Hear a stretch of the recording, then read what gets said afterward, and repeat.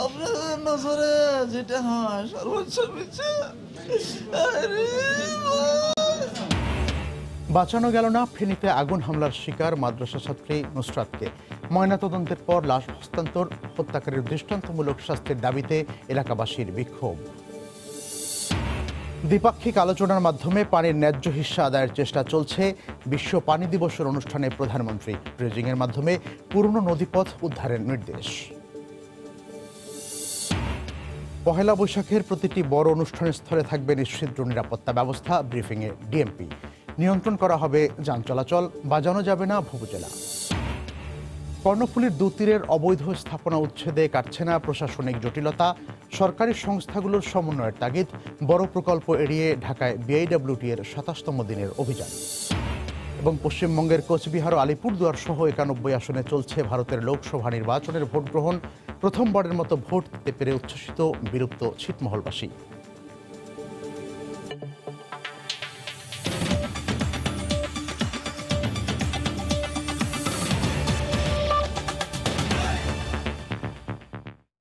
সময় সংবাদের সঙ্গে আছি আমি মিজানুর রহমান খবির। বিদেশে নেয়ার উদ্যোগ, মেডিকেল বোর্ডের নিরন্তর চেষ্টা, কোনো কিছুই বাঁচাতে পারল না জীবনযুদ্ধে হার না মানা নুসরাত জাহান রাফিকে। ফেনীতে আগুন হামলার শিকার মাদ্রাসা ছাত্রী নুসরাত গতরাতে ঢাকা মেডিকেলের বার্ন ইউনিটে চিকিৎসাধীন অবস্থায় মারা গেছেন। এর আগে ৩ দিন লাইফ সাপোর্টে ছিলেন তিনি। যৌন নির্যাতনের প্রতিবাদ করায় গত শনিবার ফেনীতে পরীক্ষা কেন্দ্রে হাত পা বেঁধে আগুন দেয়া হয় রাফির শরীরে। তার মৃত্যুতে শোক জানিয়েছেন প্রধানমন্ত্রী শেখ হাসিনা। মৃত্যুর সাথে ৫ দিন পাঞ্জা লড়ে হেরে গেলেন ফেনীর সোনাগাজীর অগ্নিদগ্ধ নুসরাত জাহান রাফি। জীবনযুদ্ধে হেরে গেলেও সমাজের অন্যায় ও অসঙ্গতির বিরুদ্ধে তার প্রতিবাদী কণ্ঠস্বর তাকে বাঁচিয়ে রাখবে দীর্ঘকাল। আপনাদের নজরে যেটা হয় সর্বোচ্চ বিচার।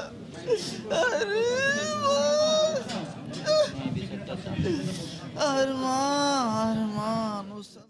সোনাগাজী সিনিয়র ফাজিল মাদ্রাসার অধ্যক্ষের কুপ্রস্তাবে রাজি না হওয়ায় মামলা ও এ ঘটনায় শিক্ষক সিরাজউদ্দৌলার গ্রেফতারের জেরের প্রতিহিংসার বলি হয় নুসরাত। পরিবারের অভিযোগ, শনিবার আলিম পরীক্ষা দেওয়ার সময় কেন্দ্রের ভেতরেই নুসরাতের হাত পা বেঁধে আগুন ধরিয়ে দেয় তার অনুসারীরা।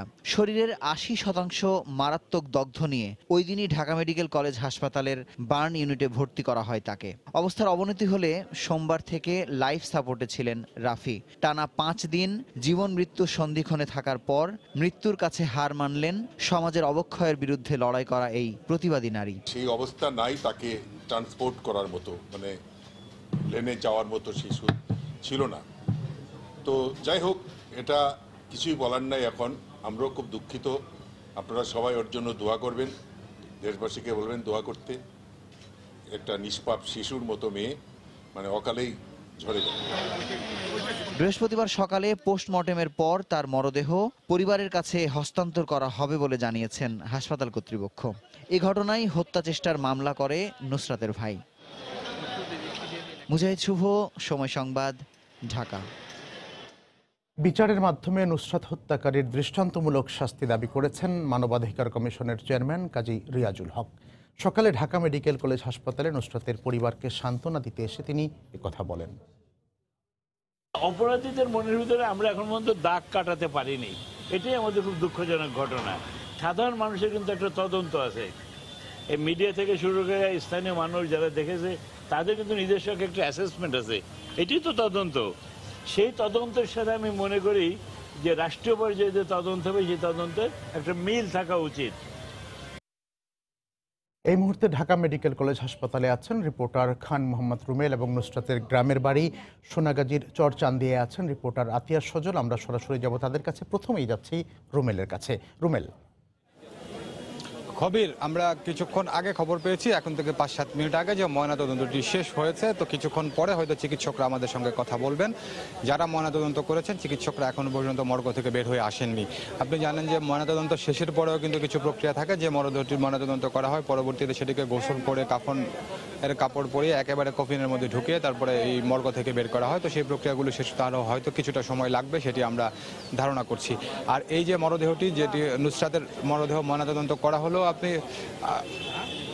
আপনি জানেন যে এই মরদেহটি গতকাল রাতে এই মর্গে আনা হয়েছে, তো তারপরে আজকে সকাল 11টার কিছু পর থেকে ময়নাতদন্তের কাজটি শুরু হয়েছে। ঘণ্টাখানেক সময় লেগেছে, ময়নাতদন্ত শেষ হয়েছে। ঢাকা মেডিকেল কলেজ হাসপাতালের যে পরিচালক আছেন তিনি মর্গে রয়েছেন। আমরা যেটি জেনেছি কিছুক্ষণ পর তিনি বের হয়ে ময়নাতদন্তের বিষয়ে আমরা যারা গণমাধ্যম কর্মীরা আছি আমাদের সঙ্গে এখানে কথা বলবেন। এরপরে ফেনীর সোনাগাজীর উদ্দেশ্যে এখান থেকে মরদেহটি নিয়ে যাওয়া হবে। আমরা দেখেছি যে একটি অ্যাম্বুলেন্স প্রস্তুত রাখা হয়েছে, আর এছাড়া নুসরাত রাফির পরিবারের সদস্যরা যারা আছেন তাদের জন্য একটি মাইক্রোবাস এখানে তৈরি রাখা হয়েছে। তারা এতে করেই লাশ নিয়ে বাড়ির উদ্দেশ্যে এখানে যাবেন।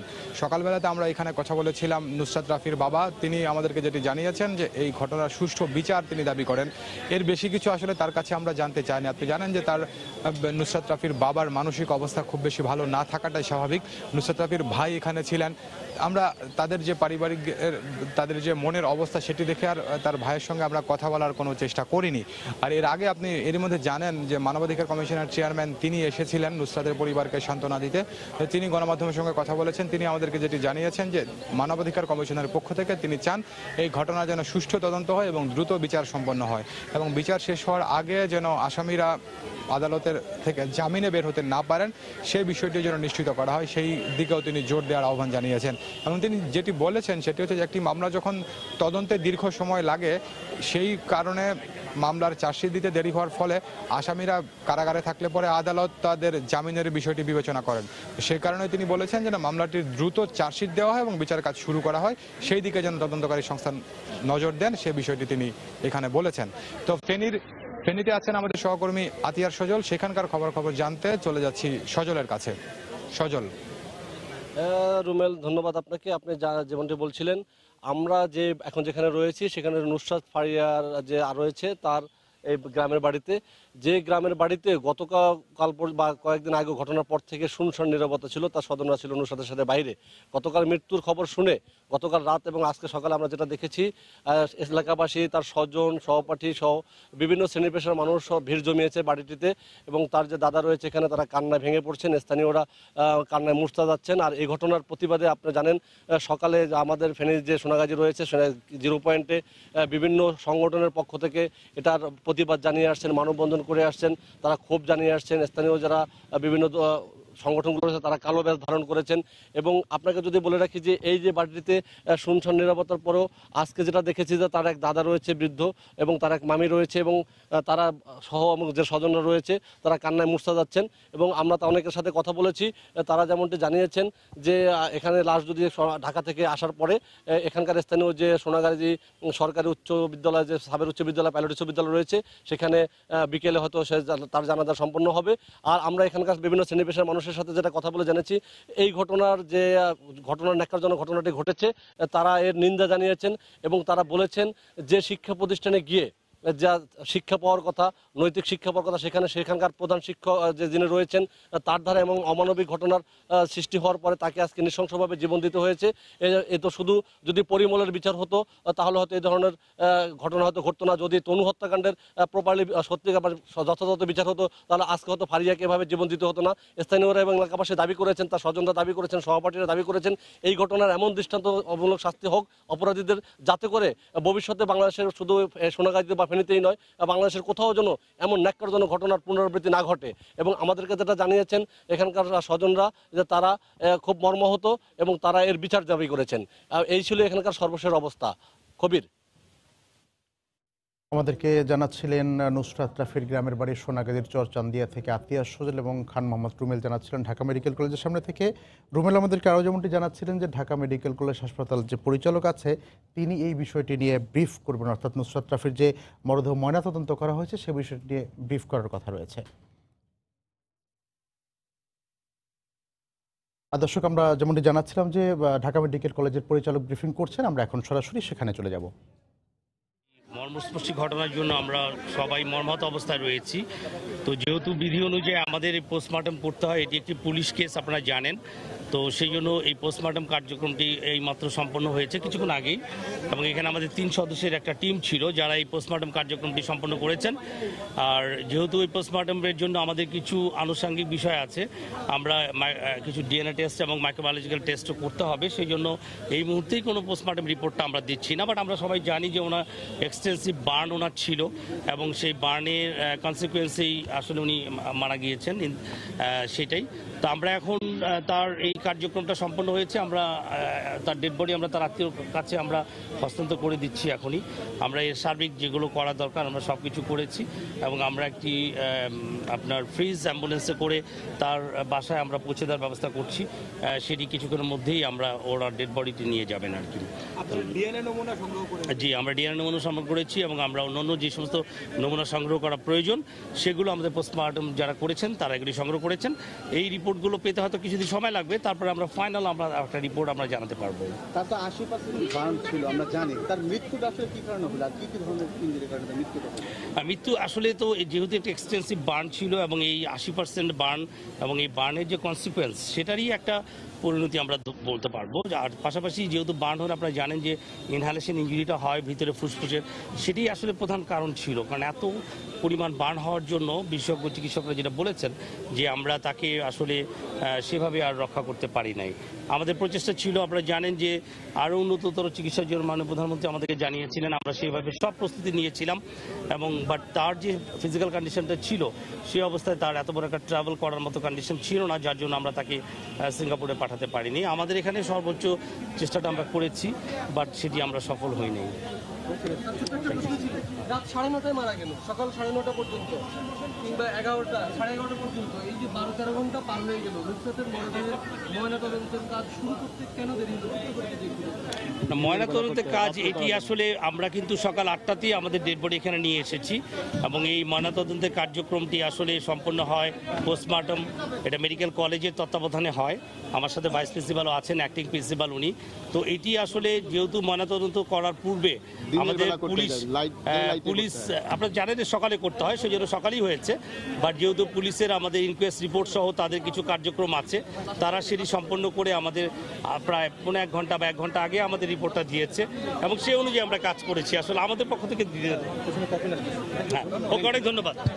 কবির শুনছিলেন, কথা বলছিলেন ঢাকা মেডিকেল কলেজ হাসপাতালের পরিচালক ব্রিগেডিয়ার জেনারেল নাসির উদ্দিন। তো তিনি যেটি বলেছেন যে ময়নাতদন্ত শেষ হয়েছে, কিন্তু ময়নাতদন্ত প্রতিবেদনটি দিতে তাদের আরও কিছুটা সময় লাগবে। কারণ তিনি জানিয়েছেন যে প্রাথমিকভাবে তারা যেটি বলছেন যে আগুনের কারণে, আগুনে যেহেতু অতিমাত্রায় পুড়ে গিয়েছিল সে কারণেই নুসরাতের মৃত্যু হয়েছে। তবে তার ডিএনএ সহ আরও কিছু বায়োলজিক্যাল পরীক্ষার প্রয়োজন রয়েছে, সে কারণে তারা নমুনাগুলো সংগ্রহ করে রেখেছেন, এবং যে নমুনাগুলো তারা সংগ্রহ করে রেখেছেন সেগুলোর পরীক্ষা নিরীক্ষা শেষে চূড়ান্ত প্রতিবেদনটি, অর্থাৎ ময়নাতদন্তের চূড়ান্ত প্রতিবেদনটি দিতে আরও কিছুটা সময় লাগবে। তো আমরা এই মুহূর্তে দেখছি যে নুসরাতের মরদেহটি ময়নাতদন্ত শেষে একটি কফিনবদ্ধ করে বের করে নিয়ে আসা হয়েছে, এবং এখানেই অ্যাম্বুলেন্স রয়েছে, সেই অ্যাম্বুলেন্সে করে সেই লাশবাহী ফ্রিজিং অ্যাম্বুলেন্সে করে লাশবাহী ফ্রিজিং অ্যাম্বুলেন্সে করে মরদেহটি এখান থেকে নিয়ে যাওয়া হবে। তো এখান থেকে আমার কাছে এই ছিল এখন পর্যন্ত সবশেষ খবর। কবির খান মোহাম্মদ রুবেল জানাচ্ছিলেন ঢাকা মেডিকেল কলেজের মর্গের সামনে থেকে, যেখানে নুসরাত জাহান রাফির লাশ আর কিছুক্ষণের মধ্যেই স্বজনদের কাছে হস্তান্তর করা হবে। একটু আগে ময়নাতদন্ত সম্পন্ন হয়েছে। এদিকে নুসরাত জাহান রাফি হত্যার প্রতিবাদেও জড়িতদের দৃষ্টান্তমূলক শাস্তির দাবিতে রাজশাহী বিশ্ববিদ্যালয়ে মানববন্ধন করছেন শিক্ষার্থীরা। এই মুহূর্তে সেখানে আছেন রিপোর্টার রাকিবুল হাসান। আমরা এখন সরাসরি তার কাছে চলে যাব। রাকিব, কবির, আপনাকে ধন্যবাদ। আগুন সন্ত্রাসের নিহত নুসরাতের হত্যার প্রতিবাদ জানিয়ে রাজশাহী বিশ্ববিদ্যালয়ের কেন্দ্রীয় গ্রন্থাগারের সামনে সাধারণ শিক্ষার্থীদের ব্যানারে কিন্তু এখন একটি মানববন্ধন হচ্ছে, এবং এর সাথে সাথে কিন্তু ক্ষোভ জানাচ্ছেন এখানকার শিক্ষার্থী এবং শিক্ষক যারা অংশ নিয়েছেন এই হত্যার প্রতিবাদ জানিয়ে, এটাতে সংহতি প্রকাশ করে। আমরা একটু দেখাতে চাই আপনাদের যে আজকে সকাল থেকেই কিন্তু আমরা দেখেছি রাজশাহী মহানগরী সহ রাজশাহী বিশ্ববিদ্যালয়ে কিন্তু বিভিন্ন জায়গায় কিন্তু এইরকমভাবে বিক্ষোভ প্রকাশ হচ্ছে এবং এই যে হত্যাকাণ্ড, এই হত্যাকাণ্ডের বিচারের দাবিতে তারা এখানে দাঁড়িয়েছে। তারা যেটি বলছে, এর আগে তনু, নার্গিস এবং নুসরাত সর্বশেষ তাদের যে মৃত্যু, সেই মৃত্যুটি আসলে তারা মেনে নিতে পারছে না এবং বলছে যে বারবার এই সমস্ত হত্যাকাণ্ডের ঘটনা ঘটছে, কিন্তু এর প্রেক্ষিতে কিন্তু আসলে কোনো ধরনের বিচার তারা পাননি এবং বারবারই কিন্তু এই আন্দোলনগুলো তারা করে আসছে, কিন্তু এই ধরনের কোনো ধরনের রাষ্ট্রীয় থেকে কিন্তু কোনো ধরনের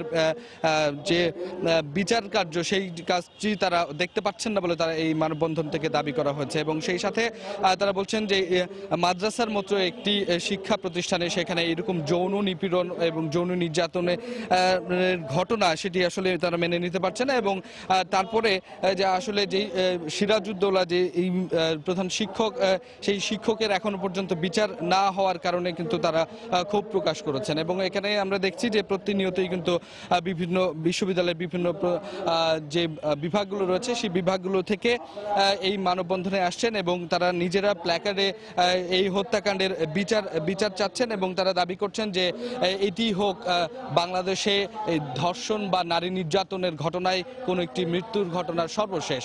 তো কবির, এই যে বিচারের দাবিতে যে মানববন্ধন রাজশাহী বিশ্ববিদ্যালয়ে, সেটি থেকে আমার কাছে এই ছিল সর্বশেষ। সময় সংবাদে আরো থাকছে। বৈশাখী কেনাকাটার শেষ দিকে গহনার দোকানে ভিড়। রাজশাহীতে জমে উঠেছে সিল্কের শোরুমগুলো, বিক্রি বেড়েছে সিল্কের পাঞ্জাবির।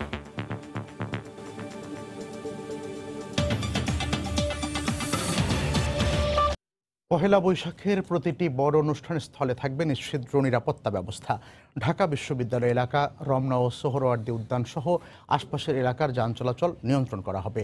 দুপুরে ডিএমপির মিডিয়া সেন্টারে ব্রিফিংয়ে কথা জানান ঢাকার পুলিশ কমিশনার আসাদুজ্জামান মিয়া। তিনি বলেন, পহেলা বৈশাখে ভুবুজেলা কেনা ও বাজানো যাবে না। সন্ধ্যা ৬টার মধ্যে বৈশাখের সব অনুষ্ঠান শেষ করতে হবে। নীলক্ষেত, কাঁটাবন, এই পুরো এলাকাটা আমরা একটা সার্কুলার করব, যেটা আপনারা এখানে লাল চিহ্নিত দেখেছেন। এর মধ্যে কোনো যানবাহন প্রবেশ করতে পারবে না। মানুষ হেঁটে হেঁটে বর্ষবরণ উৎসবে সামিল হবে। ইনডোরে কেউ যদি অনুষ্ঠান সন্ধ্যার পরে কন্টিনিউ করে, তাতে কোনো বিধিনিষেধ নাই। সেখানেও আমরা আমাদের সাধ্য মতো নিরাপত্তার ব্যবস্থা করব। তবে উন্মুক্ত স্থানে ৬টার পরে কোনো ধরনের কোনো অনুষ্ঠান হবে না। প্রধানমন্ত্রী শেখ হাসিনা বলেছেন, প্রতিবেশী রাষ্ট্রের সঙ্গে দ্বিপাক্ষিক আলোচনার মাধ্যমে গঙ্গার পানির মতো অন্যান্য নদীর ন্যায্য হিস্যার বিষয়টি সমাধানের চেষ্টা চলছে। সকালে বঙ্গবন্ধু আন্তর্জাতিক সম্মেলন কেন্দ্রে বিশ্ব পানি দিবসের অনুষ্ঠানে বক্তব্য রাখেন প্রধানমন্ত্রী। এ সময় তিনি বলেন, নদীর ড্রেজিং এবং নদীতে পানি ধরে রাখা ও গতিপথ ঠিক রাখতে কাজ করছে সরকার। প্রধানমন্ত্রী নদী ভাঙনের ফলে যে ক্ষতি হচ্ছে তা থেকে দেশের ভূখণ্ডকে রক্ষা করতে নির্দেশনা দেন। অনুষ্ঠানে পানি সম্পদ প্রতিমন্ত্রী জাহিদ ফারুক সহ মন্ত্রণালয়ের ঊর্ধ্বতন কর্মকর্তারা উপস্থিত ছিলেন। সাহসী, সৎ এবং কর্মনিষ্ঠ প্রধান Zahid Faruk MP, honourable state minister for the ministry of water.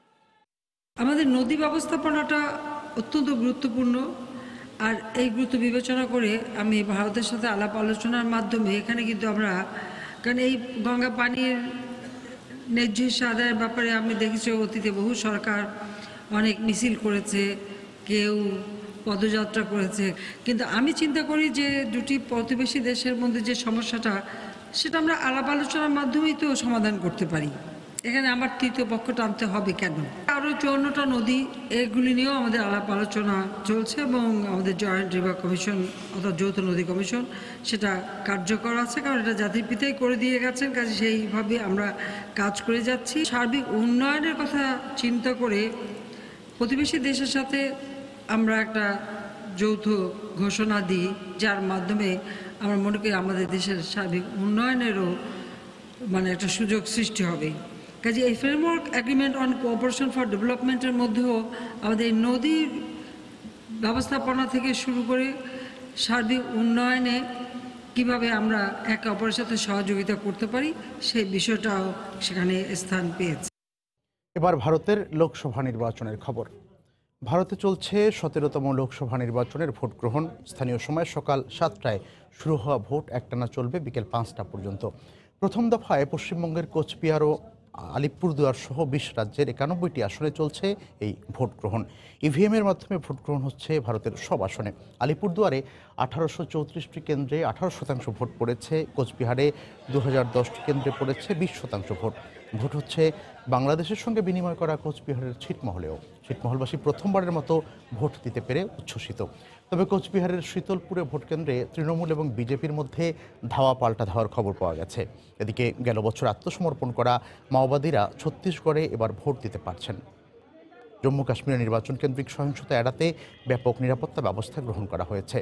৭ দফা নির্বাচনের পর আগামী ২৩শে মে নির্বাচনের ফল ঘোষণার কথা রয়েছে। আমি খুব শান্তিপূর্ণভাবে এখানে ভোট দিয়েছি। এখানে সবাই সহযোগিতা করছে। আমি বাইরে চাকরি করি, শুধু ভোট দেওয়ার জন্য এখানে এসেছি। খুব ভালো ভোট দিয়েছি। 1 ঘন্টা লাইনে দাঁড়ালাম, পঞ্চায়েত ভোটে ভোট দিতে পারি নাই, খুব খুশি হলাম ভোট দিতে পেরে। এই মুহূর্তে পশ্চিমবঙ্গের কোচবিহারের পলিটেকনিক কলেজ ভোট কেন্দ্রে আছেন রিপোর্টার সুব্রত আচার্য। আমরা এখন সরাসরি চলে যাচ্ছি তার কাছে।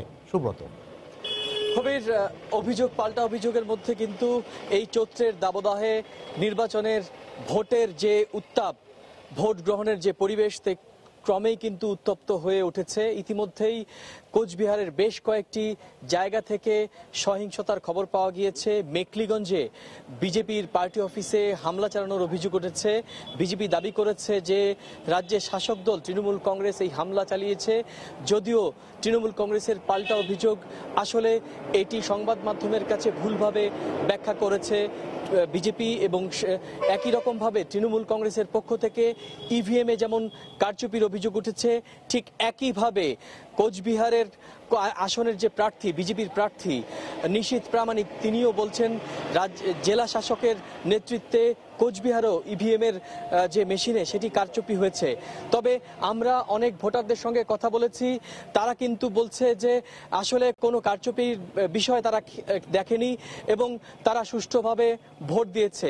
তো আমি যেখানটি দাঁড়িয়ে আছি সেটি হচ্ছে এই কোচবিহার জেলার 9টি বিধানসভা কেন্দ্রের বিধানসভা, যেখানে লোকসভার অন্তর্গত 7টি বিধানসভার যে ইভিএম মেশিন, সেই ইভিএম মেশিন কিন্তু আমার পেছনে যে কলেজ আছে সেখানেই যে স্ট্রং রুম, এই স্ট্রং রুমেই ভোট শেষে কিন্তু নিয়ে আসা হবে। এবং আমরা দেখতে পাচ্ছি সেখানে নিচ্ছিদ্র নিরাপত্তা ব্যবস্থা আঁটোসাঁটো করা হয়েছে, যাতে কোনোভাবেই কোনো রকম প্রশ্ন নির্বাচন কমিশনের বিরুদ্ধে না ওঠে। সেজন্য নির্বাচন কমিশন কিন্তু পর্যাপ্ত নিরাপত্তা ব্যবস্থা নিয়েছে। এদিকে জানিয়ে রাখি যে এই পর্যন্ত নির্বাচন কমিশনের কাছে 462টি অভিযোগ জমা পড়েছে। তার মধ্যে বেশ কয়েকটি ইভিএম মেশিন বন্ধ হয়ে যাওয়ার ঘটনাও কিন্তু ঘটেছে এবং নির্বাচন কমিশন বলছে যে তাদের কাছে যখনই ইভিএম মেশিনের খারাপ হওয়ার খবর হয়েছে তখনই তারা দ্রুত সেটি পরিবর্তন করে দিয়েছে। তো কবির, এই ছিল আমার কাছে লোকসভা নির্বাচনের কোচবিহার আসনের সর্বশেষ। ভারতের লোকসভা নির্বাচনের খবর জানাচ্ছিলেন সুব্রত আচার্য। সময় সংবাদে আরও থাকছে। দ্রুততম উন্নয়নশীল দেশের তালিকায় বিশ্বের 2য় অবস্থানে বাংলাদেশ, আইএমএফের প্রতিবেদন প্রকাশ। 3য় অবস্থানে ভারত। ঢাকার চারপাশের নদী দখলমুক্ত করার চলমান অভিযানের 27তম দিনে বেশ কিছু বড় স্থাপনা না ভাঙার অভিযোগ উঠেছে বিআইডব্লিউটি এর বিরুদ্ধে। সকালে অভিযান শুরু হলেও তুরাগের আশুরিয়া অংশে একটি সিমেন্ট কোম্পানির রেডিমিক্স প্ল্যান্ট উচ্ছেদ না করেই সামনের দিকে চলে যায় উচ্ছেদকারীরা। একইভাবে তুরাগ নদের বিশাল অংশ জুড়ে দখল করে গড়ে তোলা আরও একটি প্রকল্প উচ্ছেদ না করে এগিয়ে যায় তারা। এ বিষয়ে বিআইডব্লিউটিএ বলছে স্থাপনাগুলো নদীর সীমানায় পড়েনি। এছাড়া বড় প্রকল্পটি 3 মাসের সময় চেয়েছে বলেও দাবি করা হয়।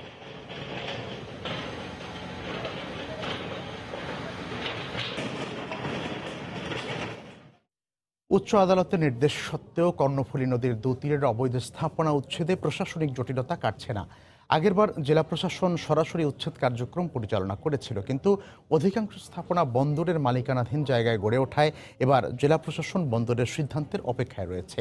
তবে সব ধরনের জটিলতা এড়িয়ে সরকারি সংস্থাগুলোর সমন্বয়ের মাধ্যমে উচ্ছেদ কার্যক্রম পরিচালনার তাগিদ দিচ্ছেন পরিবেশবাদীরা। বিস্তারিত জানাচ্ছেন কমল দে। বিগত 2015 সালের আরএস জরিপ অনুযায়ী কর্ণফুলী নদীর দুতীরে এখনো 1988টি অবৈধ স্থাপনা রয়ে গেছে। এর মধ্যে কাঁচাগড় যেমন রয়েছে তেমনি রয়েছে শত শত পাকা স্থাপনা। দখলে রয়েছে আরো 5টি খালের মুখ। উচ্চ আদালতের নির্দেশনা অনুযায়ী দ্বিতীয় দফায় উচ্ছেদ শুরু করতে গিয়ে দেখা দিয়েছে প্রশাসনিক জটিলতা। অবৈধ স্থাপনাগুলো একটু চিহ্নিতকরণের প্রয়োজন ছিল। পূর্বে সীমানা যে পিলারগুলো দেওয়া হয়েছিল সেগুলো পাওয়া যাচ্ছিল না খুঁজে, সুতরাং নতুন করে আবার একটু সার্ভে করে জরিপ করে আমাদের এগুলো একটু করতে হয়েছে। প্রথম দফার উচ্ছেদে বন্দরকে সম্পৃক্ত করা না হলো এবার বন্দরকে উচ্ছেদ কার্যক্রম পরিচালনার নির্দেশ দিয়েছে উচ্চ আদালত। কিন্তু বন্দরের মালিকানাধীন জায়গায় অবৈধ স্থাপনা যেমন রয়েছে তেমনি রয়েছে বন্দর থেকে লিজ নেওয়া অসংখ্য প্রতিষ্ঠান। যদি বন্দর কর্তৃপক্ষের আওতাধীন জায়গার মধ্যে কোনো অবৈধ দখলদার থাকে সেটা চট্টগ্রাম বন্দর কর্তৃপক্ষ উচ্ছেদের ব্যবস্থা করবে, এবং ডিসি সহ অন্যান্য প্রতিষ্ঠান যদি চট্টগ্রাম বন্দর কর্তৃপক্ষের কাছে কোনো সহযোগিতা চায় সেটাও চট্টগ্রাম বন্দর কর্তৃপক্ষ প্রদান করবে। মূলত অ্যাডভোকেট মঞ্জিল মোর্শেদের দায়ের করা এক রিটের প্রেক্ষিতে উচ্চ আদালতের নির্দেশে গত 4 ফেব্রুয়ারি থেকে উচ্ছেদ অভিযান শুরু করেছিল চট্টগ্রামের জেলা প্রশাসন। হঠাৎ করে উচ্ছেদ কার্যক্রম বন্ধ হয়ে যায়, যে কারণে অ্যাডভোকেট মঞ্জিল মোর্শেদকে দ্বিতীয় দফায় উচ্চ আদালতে রিট আবেদন করতে হয়েছিল। এই অবস্থায় কর্ণফুলী নদী রক্ষায় সরকারি সবগুলি সংস্থার সমন্বয়ের কথা বলছেন এ পরিবেশবিদ। বন্দর, সিটি কর্পোরেশন, সিডিএ এবং জেলা প্রশাসন তাদের সাথে সমন্বিতভাবে তাদেরকে কাজ করতে হবে। তাদের কাজ যদি সমন্বিত না হয় তাহলে আমরা কিন্তু এই কর্ণফুলীকে বাঁচাতে পারবো না। গত ফেব্রুয়ারি মাসের 5 দিনের উচ্ছেদ অভিযানে 230টি স্থাপনা উচ্ছেদ, 10 একর জায়গা উদ্ধারের পাশাপাশি 5টি খালের মুখ দখলমুক্ত করা হয়েছিল। উচ্চ আদালতের নির্দেশনায় সে উচ্ছেদ প্রক্রিয়া শুরু হওয়ার পর আবার তারা আশার আলো দেখতে শুরু করেছে। তারা আশা করছে এই উচ্ছেদ প্রক্রিয়ার মাধ্যমে কর্ণফুলী নদী তার আগের স্বরূপ ফিরে পাবে। কমল দে, সময় সংবাদ, চট্টগ্রাম। আসছে বাঙালির সার্বজনীন লোকজ উৎসব পহেলা বৈশাখ। বৈশাখকে সামনে রেখে জমে উঠেছে সিল্কের শোরুমগুলোর বেচাকেনা। আরামদায়ক ও গুণে মানে ভালো হওয়ায় বৈশাখে ফ্যাশন প্রেমী পুরুষের পছন্দ রাজশাহী সিল্কের পাঞ্জাবি। ব্যবসায়ীরা বলছেন দাম সবার হাতের নাগালের মধ্যে থাকায় বেচাকেনা জমে উঠেছে। বিস্তারিত সাইফুর রহমান রকির রিপোর্টে, আর ক্যামেরায় ছিলেন হাবিবুর রহমান পাপ্পু। পোশাক ছাড়া কি আর উৎসব জমে? তা যদি হয় পহেলা বৈশাখ আর পোশাকটি হয় সিল্কের, তবে তো কথাই নেই। হাজারো পণ্যের ভিড়ে রেশমের আভিজাত্য একটুও কমেনি। রাজশাহী নগরীর সপুরা এলাকায় থাকা রেশম বাজার ঘুরে দেখা গেছে প্রায় প্রতিটি বিপণী বিতানি বৈশাখী রঙে রাঙানো হয়েছে। বাহারি ডিজাইনের নজরকাড়া সব পাঞ্জাবি কিনতে ভিড় করছেন ক্রেতারা। মূল উদ্দেশ্য বৈশাখ, আমরা অলরেডি কিনে ফেলেছি 2টা। রিজনেবল আছে, সব ধাঁচেরই আছে। হাই লেভেলের মানুষও নিতে পারবে, অ্যাটলিস্ট আমাদের মতো মিডল ক্লাস মানুষও নিতে পারবে। রেশমপল্লীতে বৈশাখের প্রস্তুতিটা শুরু হয়েছে মাস 2 আগে। ক্রেতাদের চাহিদা থাকায় এখনো চলছে কাপড় বুননের কাজ। শুধু নিজের জন্য নয়, পরিবার পরিজন ছাড়াও অনেকে প্রিয়জনকে উপহার হিসেবে দিচ্ছেন ঐতিহ্যবাহী রাজশাহী সিল্কের পাঞ্জাবি। পরিবার পরিজন এবং আমরা বাইরেও পাঠাচ্ছি, যে বন্ধু বান্ধবগুলো বাইরে আছে, রাজশাহী সিল্ক তো ঐতিহ্যবাহী সিল্ক, এখান থেকে আমরা বাইরেও কিন্তু তাদের জন্য পাঠাচ্ছি। এখানকার দাম এবং এখানকার পছন্দের জিনিসগুলো সবসময় দেশের বাইরে বা আত্মীয় স্বজন যারা আছে অন্যান্য শহরে তাদের কাছে পাঠাতে হয়। ব্যবসায়ীরা জানান বর্ষবরণকে কেন্দ্র করে পাঞ্জাবিতে রং ও ডিজাইনে নানা বৈচিত্র্য ফুটিয়ে তোলার পাশাপাশি আকর্ষণীয় মূল্য ছাড়ে বেচাকেনা জমে উঠেছে। পাঞ্জাবি প্রতিবারের চাইতে এবার একটু আলাদা ধরনের করা হয়েছে। সাদা লাল কাজ বেশিরভাগই অনেকেই পছন্দ করে। যেহেতু দিন দিন এই উৎসবটি আরো বৃহৎ আকার ধারণ করছে, যার কারণে আমাদের যে উৎপাদনটা বা আমাদের যে সংগ্রহটা সেটাও অনেক বৃদ্ধি পেয়েছে। ব্যবসায়ীরা জানান বৈশাখে এবার প্রায় 15,000 সিল্কের পাঞ্জাবি তৈরি করা হয়েছে, যা সর্বনিম্ন 3,000 থেকে শুরু করে সর্বোচ্চ 8,000 টাকায় বিক্রি হচ্ছে। সাইফুর রহমান রকি, সময় সংবাদ, রাজশাহী। দ্রুততম উন্নয়নশীল দেশের তালিকায় বিশ্বে বাংলাদেশের অবস্থান দ্বিতীয়। আন্তর্জাতিক মুদ্রা তহবিল IMF-এর প্রতিবেদনে এমন তথ্য প্রকাশ করা হয়েছে। মঙ্গলবার প্রকাশিত তথ্যে দেখা যায় বাংলাদেশে কাঙ্ক্ষিত প্রবৃদ্ধি 7.3%। তালিকার তৃতীয় অবস্থানে রয়েছে ভারত, আর কাঙ্ক্ষিত প্রবৃদ্ধি 7.8% নিয়ে প্রথম স্থানে আছে রুয়ান্ডা। এর আগে ওয়ার্ল্ড ব্যাংকের তথ্যে বাংলাদেশের প্রবৃদ্ধি 7.3 এবং এশিয়ান ডেভেলপমেন্ট ব্যাংকের তথ্যে বাংলাদেশের প্রবৃদ্ধি 8% ধরা হয়, যা বাংলাদেশ সরকার ঘোষিত কাঙ্ক্ষিত প্রবৃদ্ধি 8.13%-এর কাছাকাছি। এছাড়া প্রতিবেদনে IMF প্রধান গীতা গোপীনাথ বলেছেন বর্তমান বিশ্ব অর্থনীতি ভেঙে পড়ার ঝুঁকিতে রয়েছে। প্রতিবেদনে দেখানো হয় বর্তমানে বিশ্ব অর্থনৈতিক প্রবৃদ্ধি 3.3%, যা গত বছরের তুলনায় কিছুটা কম। এ পর্যায়ে শীর্ষ সংবাদ জানিয়ে দিচ্ছি আরেকবার। ফেনীতে আগুন হামলার শিকার মাদ্রাসা ছাত্রী নুসরাতের ময়নাতদন্তের পর লাশ পরিবারের কাছে হস্তান্তর। হত্যাকারীর দৃষ্টান্তমূলক শাস্তির দাবিতে এলাকাবাসীর বিক্ষোভ। দ্বিপাক্ষিক আলোচনার মাধ্যমে পানির ন্যায্য হিস্যা আদায়ের চেষ্টা চলছে। বিশ্ব পানি দিবসের অনুষ্ঠানে প্রধানমন্ত্রী ড্রেজিংয়ের মাধ্যমে পুরনো নদীপথ উদ্ধারের নির্দেশ। পহেলা বৈশাখের প্রতিটি বড় অনুষ্ঠান স্থলে থাকবে নিশ্চিদ্র নিরাপত্তা ব্যবস্থা। ব্রিফিংয়ে ডিএমপি। নিয়ন্ত্রণ করা হবে যান চলাচল, বাজানো যাবে না ভুবুজেলা। কর্ণফুলীর দুতীরের অবৈধ স্থাপনা উচ্ছেদে কাটছে না প্রশাসনিক জটিলতা। সরকারি সংস্থাগুলোর সমন্বয়ের তাগিদ। বড় প্রকল্প এড়িয়ে ঢাকায় বিআইডব্লিউটি এর ২৭তম দিনের অভিযান। এবং পশ্চিমবঙ্গের কোচবিহার ও আলিপুরদুয়ার সহ ৯১ আসনে চলছে ভারতের লোকসভা নির্বাচনের ভোট গ্রহণ। প্রথমবারের মতো ভোট দিতে পেরে উচ্ছ্বসিত বিলুপ্ত ছিটমহলবাসী। এই ছিল এখনকার মতো। যে কোনো খবর পেতে ভিজিট করুন সময়নিউজ.টিভি। আপনার মোবাইলে সময় সংবাদ দেখতে সব খবর পেতে ডাউনলোড করুন সময় অ্যাপ। এছাড়া এইমাত্র পাওয়া খবর মোবাইলে পেতে SMS করুন *BN লিখে পাঠিয়ে দিন 1624 নম্বরেই। সঙ্গে থাকুন সময়ের।